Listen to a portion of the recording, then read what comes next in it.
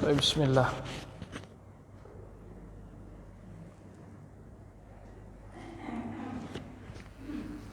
La ilaha illallah.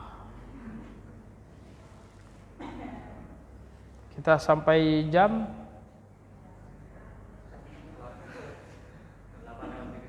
8. Tayyib.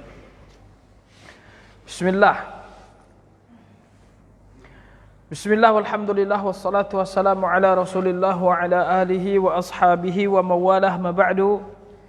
Bapak Ibu yang dirahmati Allah Subhanahu wa taala, kita akan melanjutkan kajian hadis kita dan kita akan masuk ke hadis yang ke-41 insyaallah taala, masuk hadis yang ke-42. Hadis ke-41 an Abi qala rahimahullah an Abi Muhammadin Abdullah bin Amr ibn al-As. Abdullah bin Amr ibn al-As. Ini sahabat yang paling banyak hadisnya. Tayyib, dan itu kesaksian dari Abu Hurairah radhiyallahu anhu sendiri. Tayyib. Jadi kata Abu Hurairah, la a'lamu ahadan aktsaru haditsan minni an Rasulillah sallallahu alaihi wasallam illa Tayyib Abdullah bin Amr fa innahu kana yaktubu wa la aktub. Kata Abu Hurairah, saya tidak tahu ada orang yang lebih banyak hadisnya dari saya kecuali Abdullah bin Amr ibn al-As, karena dia dulu menulis sedangkan saya tidak menulis. Abu Hurairah dari hafalan, sedangkan Abdullah bin Amr ibn al-As ini beliau sambil menulis. Tayyib. Dan tentu bukan berarti menunjukkan bahwasanya yang paling alim di antara kalangan sahabat itu adalah Abu Hurairah dan Abdullah bin Amr ibn al-As. Ini dari segi pengumpulan hadis, dari segi mengumpulkan hadis baik itu di dada maupun di tulisan. Adapun dari sisi kealiman, di antara para sahabat yang paling alim adalah Abu Bakar, Umar, karena mereka yang selalu membersamai Rasul sallallahu alaihi wasallam kemana Rasul berpergian. Rasul ketika berangkat ke Madinah bersama dengan Abu Bakar, dan juga pada peperangan Rasul juga dibersamai oleh Abu Bakar dan Umar. Maka sahabat yang paling alim adalah Abu Bakar, kemudian Umar. Nah, ini tidak ada perbedaan antara para sahabat. Mereka mendahulukan Abu Bakar dan Umar daripada lainnya. Namun kenapa riwayat mereka tidak banyak? Ya karena memang terkait Abu Bakar radhiyallahu anhu sendiri, setelah Rasul sallallahu alaihi wasallam wafat, beliau hanya 2 tahun saja. Setelah itu beliau wafat. Dan itu pun beliau sibuk untuk mengurus pemerintahan.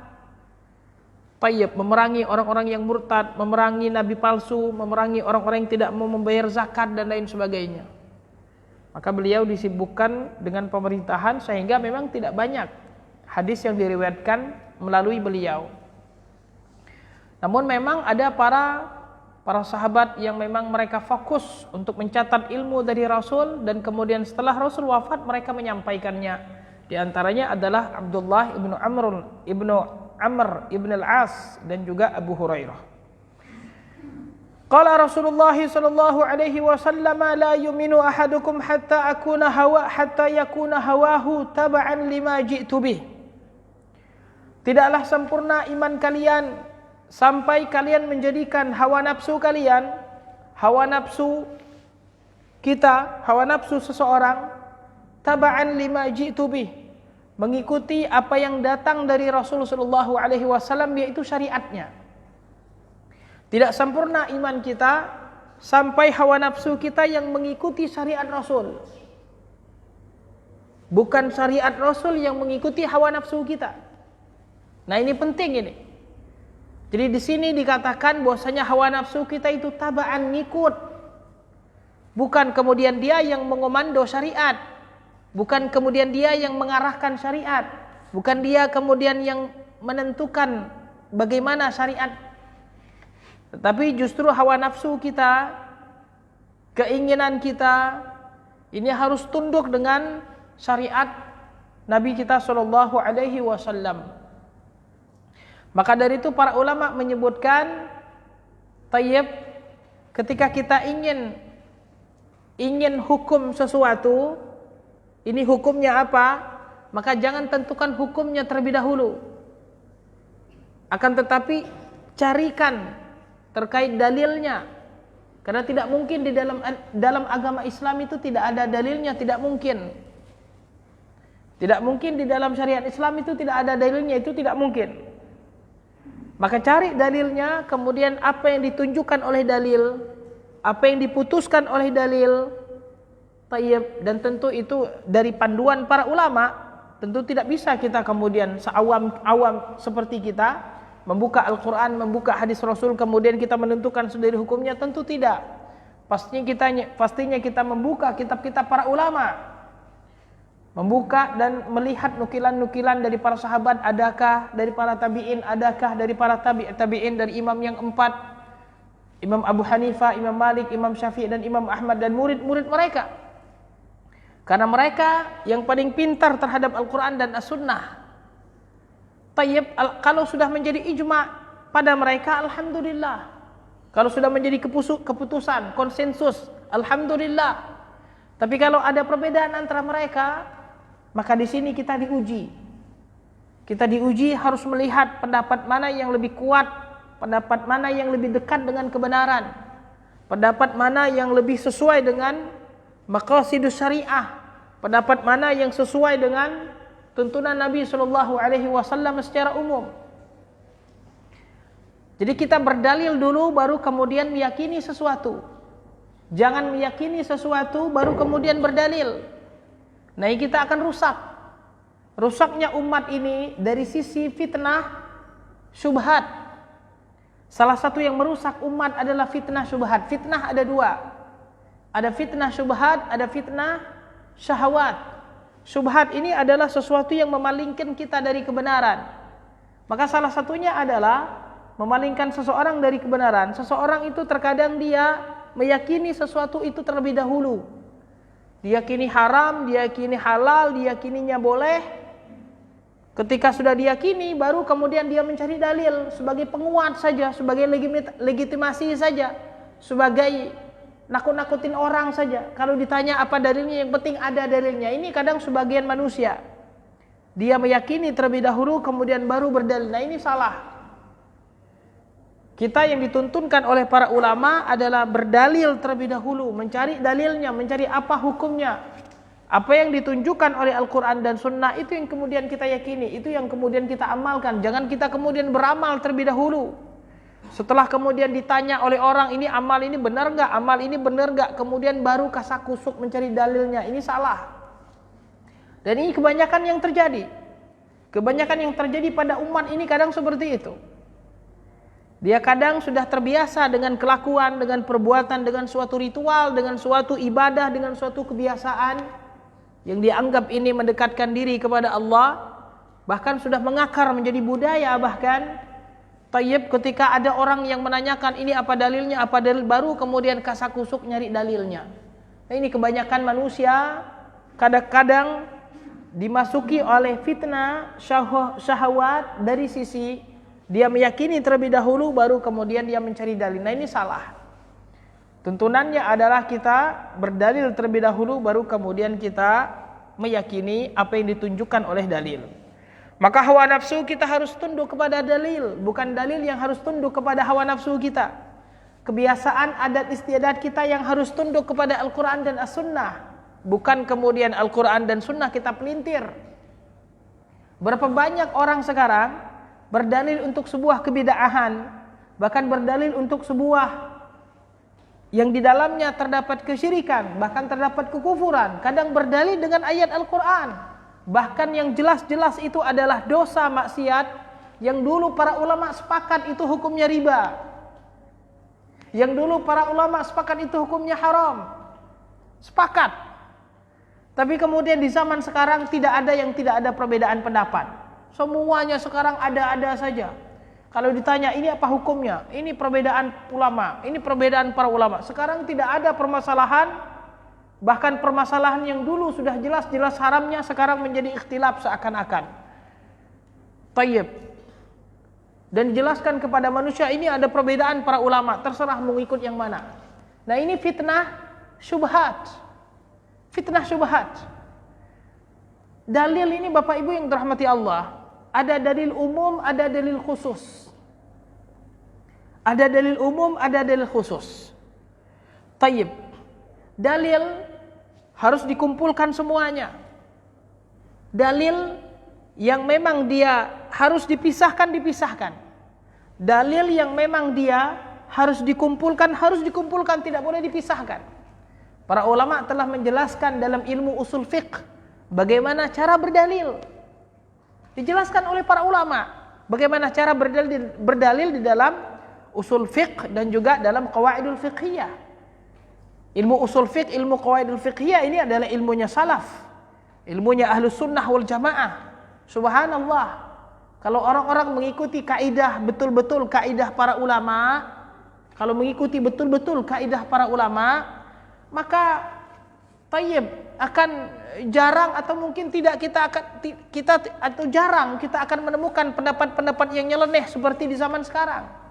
Kalau mengikuti pendalilan para ulama sebagaimana yang termaktub di dalam ilmu usul fiqh dan qawaidul fiqhiyah. Sahih. Para ulama telah mengajarkan kepada kita bagaimana cara mengambil hukum dari Al-Quran, bagaimana cara mengambil hukum dari hadis yang tertuang dalam ilmu usulul fiqh. Kemudian dibantu lagi oleh ilmu qawaidul fiqhiyah. Tapi kemudian sekarang banyak kemudian pendapat-pendapat yang nyeleneh, yang mereka sendiri terkadang keluar dari ilmu usulul fiqh dan ilmu qawaidul fiqhiyah tersebut. Yang terkadang mereka tahu ini tidak ada dasarnya betul, tidak ada contohnya betul, tetapi karena katanya zaman sekarang berubah, sudah berbeda. Ya dulu betul di zaman itu hukumnya haram, tapi zaman sekarang sudah berbeda. Nah inilah fitnah syubhat. Fitnah syubhat, dan salah satunya adalah ketika seseorang meyakini terlebih dahulu baru kemudian mencari dalil. Dalil ini bisa dipelintir kemana-mana. Bahkan orang-orang LGBT saja berdalil dengan ayat Al-Quran. Orang yang menghalalkan bunga bank juga berdalil dengan ayat Al-Quran. Orang yang menghalalkan musik juga berdalil dengan perkataan-perkataan lainnya, berdalil dengan hadis Rasul sallallahu alaihi wasallam. Tayyib. Maka sekarang hampir kita tidak temukan kesesatan kecuali ada topangannya dari ayat-ayat dan dari hadis-hadis. Tapi bagi orang yang belajar, bagi para ulama melihat ayat-ayat dan hadis-hadis tersebut, kelihatan sekali dipaksakan. Mana dalilnya? Mana dalil yang menunjukkan demikian? Itu yang pertama. Terus yang kedua, siapa yang memahami seperti yang Anda pahami? Mana ulama-ulama dahulu yang memahami seperti yang Anda pahami? Imam Syafi'i memahami seperti yang Anda pahami. Imam Malik memahami tafsir-tafsir. Imam Tabari, Imam Al-Baghawi, Ibnu Abi Hatim, Abdul Razak As-San'ani yang memahami ayat ini seperti yang Anda pahami. Tayyib, pasti kemudian melenceng pemahamannya dari pemahaman salaf, itu pasti. Allah musta'an di zaman sekarang Bapak Ibu yang dirahmati Allah, hawa nafsu. Maka hadis ini walaupun dihukumi dhaif oleh para ulama, hadis ini secara sanad tidak sahih, tapi secara makna dijelaskan oleh para ulama bahwasanya maknanya sahih, bahwasanya hawa nafsu kita memang harus mengikuti Nabi, syariat Nabi kita sallallahu alaihi wasallam, dan bukan syariat Nabi yang mengikuti hawa nafsu kita. Dan dalil yang menopangnya banyak di dalam Al-Quran, dalil yang memberikan asas yang kuat bagi seorang muslim agar yang menjadi patokan kita adalah Al-Quran Sunnah, Al-Quran Sunnah, Al-Quran Sunnah sesuai dengan pemahaman para sahabat dan para tabi'in. Ini banyak dalilnya di dalam ayat Al-Quran. Wajar kalau para ulama mengatakan Quran Sunnah, karena memang banyak dalilnya di dalam Al-Quran dan As-Sunnah yang memerintahkan kita untuk berpegang kepada Al-Quran dan Sunnah. Dalam surat An-Nisa Allah Subhanahu wa taala berfirman, "Ya ayyuhalladzina amanu athi'ullaha wa athi'ur rasul wa ulil amri minkum fa in tanaza'tum farudduhu ila Allahi war rasul." Apabila kalian berselisih pendapat, kembalikan kepada Allah dan Rasulnya, kembalikan kepada Al-Quran dan As-Sunnah, bukan kepada pendapat si fulan. Tayyib. Al-Quran dan Sunnah jelas. Ayat ini mengharamkan ini kok jelas. Oh enggak, ini ahlul bid'ah seperti itu. Enggak, maksudnya begini. Maksud siapa yang pertama kali memahami seperti yang Anda pahami? Tanyakan seperti itu. Pasti kemudian dia akan terputus sanadnya. Pasti akan terputus sanadnya. Tayyib. Ini juga ada di dalam kitab, ya, kitab yang Anda tulis sekarang, kitab yang Anda tulis kemarin, kitab yang Anda tulis 100 tahun kemarin. Saya mau nyari pendapat Abu Hanifah dan murid-muridnya, pendapat Imam Malik dan murid-muridnya, pendapat Imam Syafi'i dan murid-murid. Tunjukkan. Kalau Anda mengatakan pendapat si fulan dan kemudian saya adalah dari mazhabnya si fulan, ya bisa saja semuanya mengatakan demikian. Taib. Dan banyak sekali sekarang pendapat seorang ulama, seorang imam yang dinisbatkan mazhab kepada mereka itu bertentangan dengan pendapat orang-orang yang mengaku bahwasanya dia adalah mengikuti mazhabnya si fulan. Sahih. Ini kalau kita mendalami ilmu fikih, usul fikih, qawaidul fiqhiyah, qawaidul usul, akan nampak tayyib penyimpangan mereka di dalam cara berdalil dari Al-Quran dan As-Sunnah. Naam. Firman Allah Subhanahu wa taala dalam surat An-Nisa juga, "Fala wa rabbika la yu'minuna hatta yuhakkimuka fima shajara bainahum." Tidaklah, fala wa rabbika la yu'minun, demi Rabbmu tidaklah mereka beriman sampai mereka menjadikan hatta yuhakkimuka, menjadikan Rasul sebagai hakim yang memutuskan perkara. Jangan kembalikan kepada hawa nafsu, jangan kembalikan kepada adat istiadat, jangan kembalikan kepada ini itu, kembalikan kepada Rasul sallallahu alaihi wasallam. Dan juga firman Allah Subhanahu wa taala dalam surat An-Nur, "Falyahdharil ladzina yukhalifuna an amrihi an tusibahu fitnatun aw yusibahu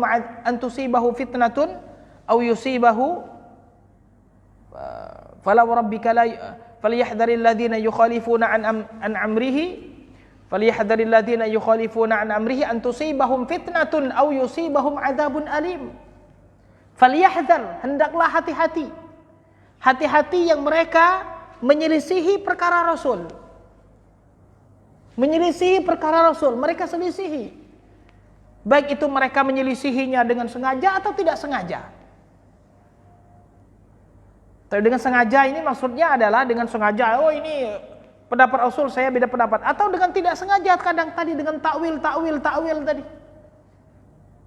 Dengan takwil yang mereka anggap ini benar, ini juga sama kok, ini juga dari Rasul. Tayyib. Kedustaan, dosa. Kata Nabi sallallahu alaihi wasallam, "Al-ithmu ma haka fi nafsika wa karihta an yattali'a alaihi nas." Al-ithmu ma haka fi nafsika. Dosa itu adalah sesuatu yang mengganjal di dalam hati. Maka orang-orang yang kemudian berdalil dengan ayat dan hadis untuk suatu permasalahan yang menyelisihi ijma' para ulama, yakinlah di dalam hati mereka ragu-ragu, takut, khawatir, bukan takut kena laknat, takut disambar petir dan lain sebagainya. Kadang berdalil dengan ayat Al-Quran, dengan hadis Rasul sallallahu alaihi wasallam. Tayyib. Maka hati-hati kita menyelisihi sunnah Rasul sallallahu alaihi wasallam. Falyahdharil ladzina yukhalifuna an amrihi an tusibahum fitnatun aw yusibahum adzabun alim. Mereka akan ditimpakan fitnah. Fitnah ini kata Imam Ahmad adalah kufur. Hati-hati. Orang yang menyelisihi perkara Rasul bisa jadi sampai level kufur. Ketika dia kemudian menyelisih perintah Rasul, menyelisih perkara Rasul, dan dia benci kepada syariat Rasul. Dia benci kepada syariat Rasul, selesai. Ini adalah sebab-sebab kekufuran, na'udzubillah. Apalagi sampai mencela Rasul, na'udzubillah. Kufur. Tayyib. Maka kita, kata Allah Subhanahu wa taala dalam surat Al-Hasyr, "Wa ma atakumur rasulu fakhudhu." Wa ma atakumur rasulu fakhudhu. Apa yang didatangkan oleh Rasul sallallahu alaihi wasallam, maka ambillah. Ambillah. Bukan pikirkanlah, renungkanlah, coba dilihat sesuai enggak dengan hawa nafsu, sesuai enggak dengan adat istiadat kalian. Enggak. Fakhudhu. Ya akhi, syariat ini sudah jelas. Kata Nabi, al-halalu bayyinun wal haramu bayyinun. Al-halalu bayyinun wal haramu bayyinun. Haram, yang halal itu sudah jelas, yang haram itu juga sudah jelas. Dalam syariat Islam banyak yang jelas daripada yang tidak jelasnya. Lebih banyak yang jelas daripada yang tidak jelasnya. Adapun orang-orang yang menganggap perkara-perkara ini khilaf semua, terus menjadi tidak jelas semua, karena memang mereka berpaling dari Al-Quran dan As-Sunnah, berpaling dari para sahabat dan para tabi'in, sehingga semuanya adalah khilaf, semuanya adalah ikhtilaf dan lain sebagainya.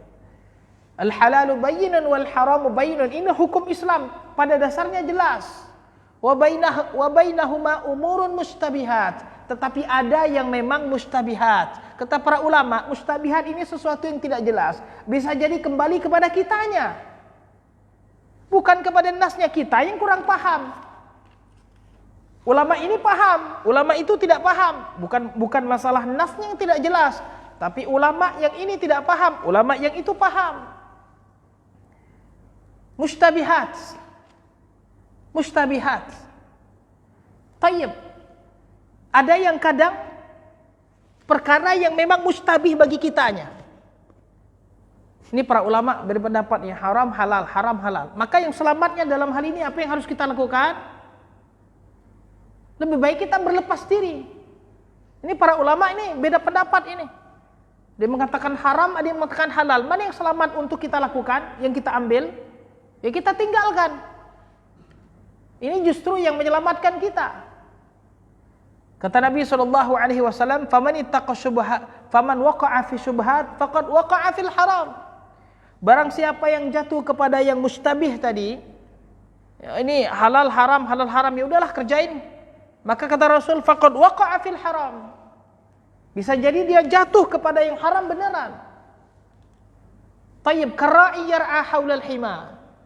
Seperti orang yang mengembala di perbatasan, yang dia di situ mengembala di perbatasan, yang dikembala adalah kambing. Tidak bisa kemudian dia mengontrol agar kambing ini kemudian tidak melewati batas tersebut. Maka orang yang menjadikan agamanya sesuatu yang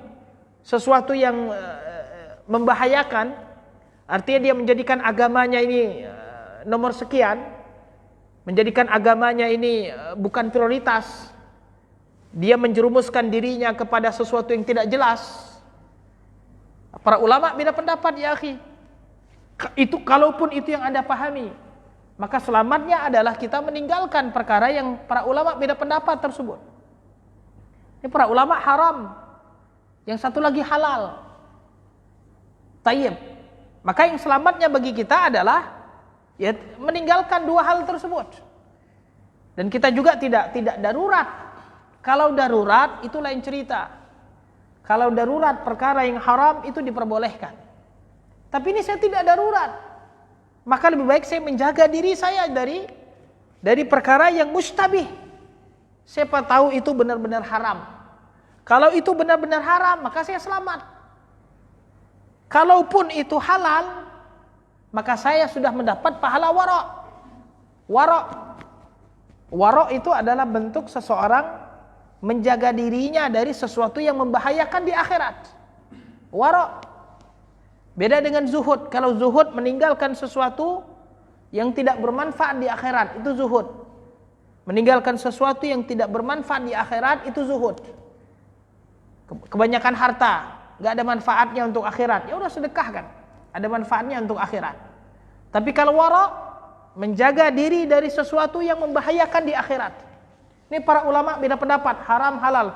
Saya lebih baik menjaga diri, lebih baik saya tinggalkan. Tayyib.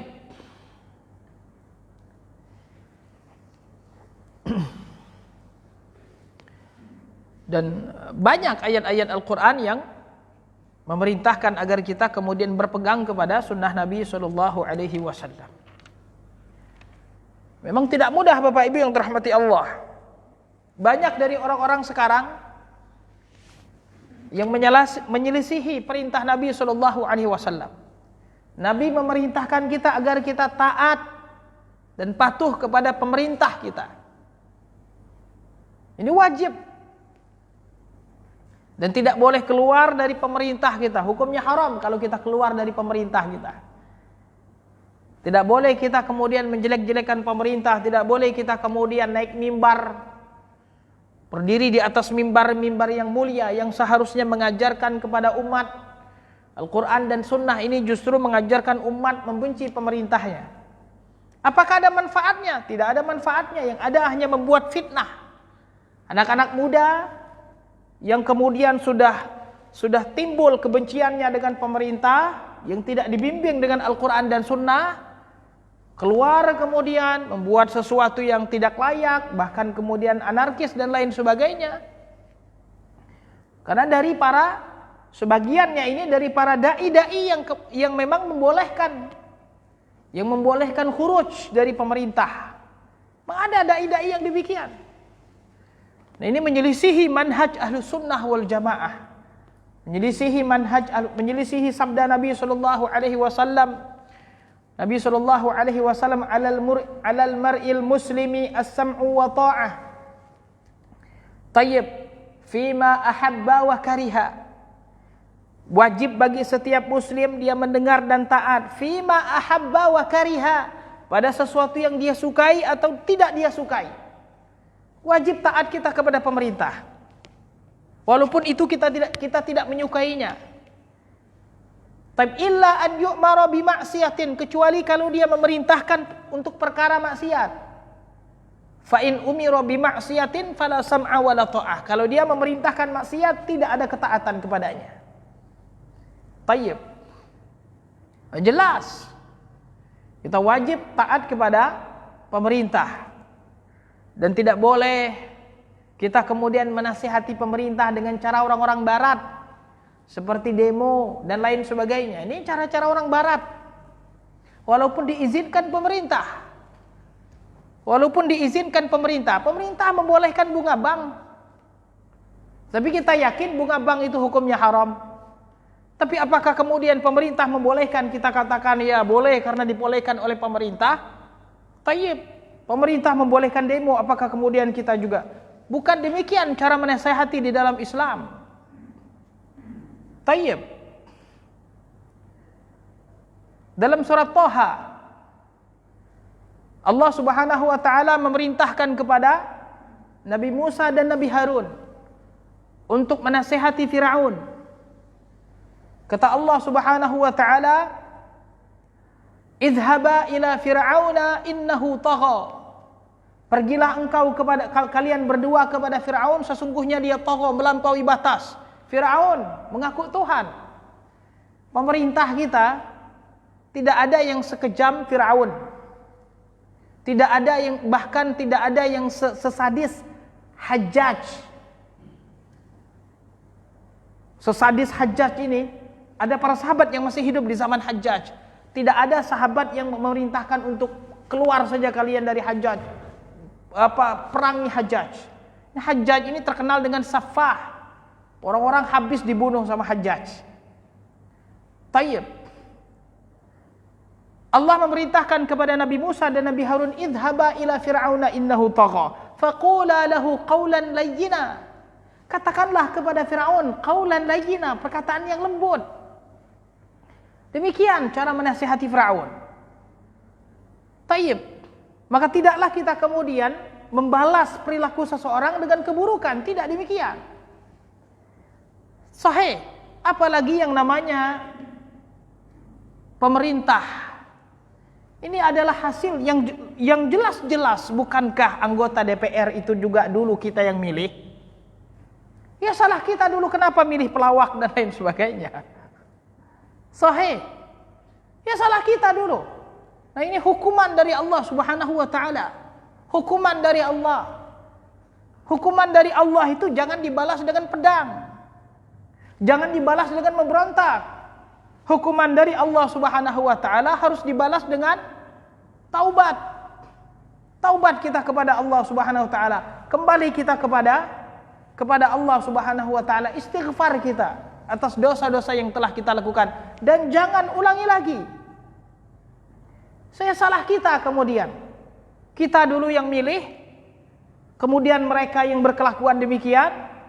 Kemudian kita yang menghajarnya. Tayyib. Nah, tidak demikian dalam syariat Islam. Tayyib.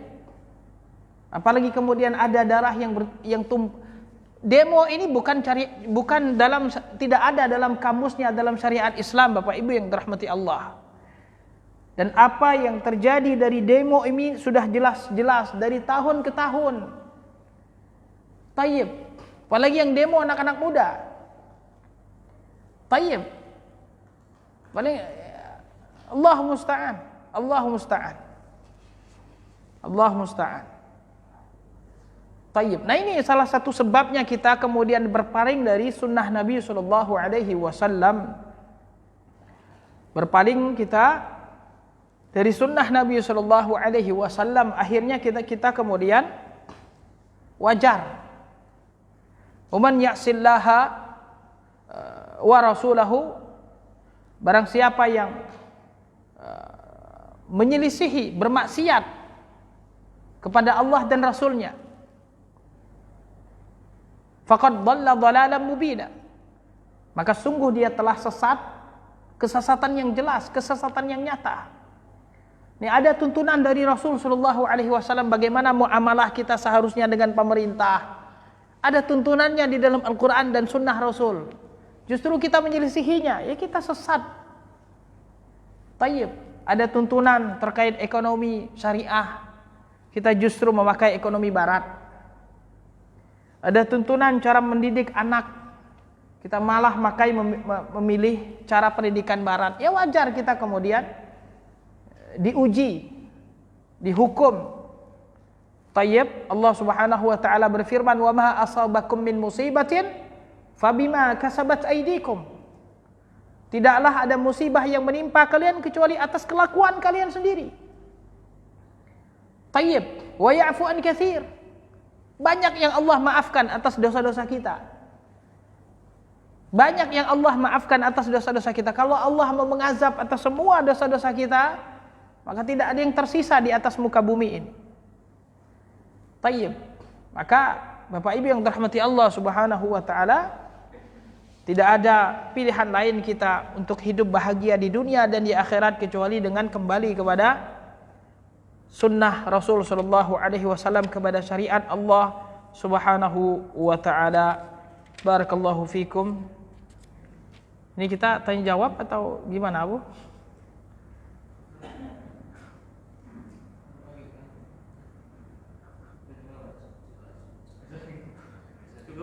Cukup ya? Ini takut kelamaan nih hadis ini. Hadis 5 baris. Tayyib. Nanti kita atur lagi ya. Barakallahu fikum. Baik, kalau ada pertanyaan silakan.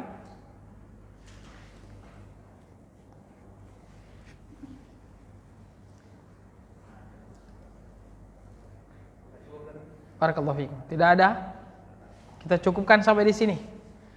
Baik Bapak Ibu yang dirahmati Allah Subhanahu wa taala, semoga Allah Subhanahu wa taala mengampuni dosa-dosa kita, semoga Allah Subhanahu wa taala mengampuni dosa kita, orang tua kita, keluarga kita, kerabat kita, masyarakat kita, dan juga mengampuni bangsa kita. Semoga Allah Subhanahu wa taala menjadikan negeri kita negeri yang baldah thayyibah wa rabbun ghafur. Semoga Allah membimbing para pemimpin-pemimpin kita, semoga Allah Subhanahu wa taala mengampuni dosa-dosa mereka. Semoga Allah Subhanahu wa taala memberikan yang terbaik kepada kita dan seluruh kaum muslimin di Indonesia dan di dunia. Amin ya rabbal alamin. Barakallahu fikum. Wassalamualaikum warahmatullahi wabarakatuh.